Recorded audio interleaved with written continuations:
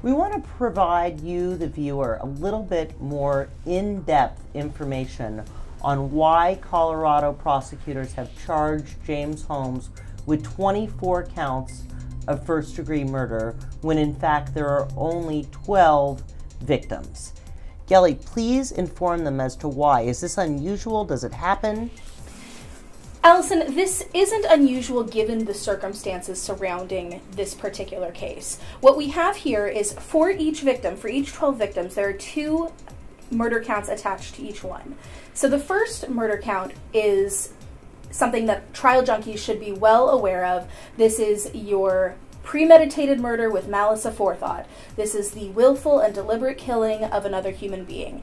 This is a first-degree murder charge, and this is, when we're talking about murder cases, what we normally think of. The second murder charge that's applied to each one of these 12 victims is what's called an extreme indifference to human life murder. Now, this is a little bit different. The analysis is slightly skewed.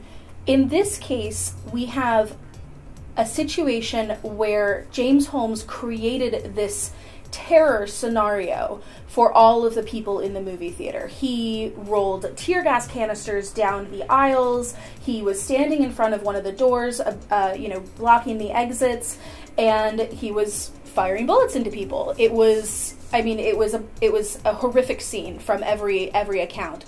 And by creating this terror scenario, he showed such an extreme indifference to human life that it was likely that there would be as many victims as there were. And that's where you get the 116 counts of attempted murder. Because Holmes showed such an extreme indifference to human life, he could have killed the entire theater. He didn't, thank heaven.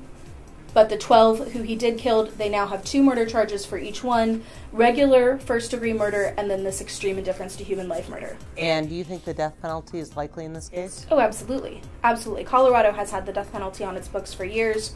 But they don't kill people often.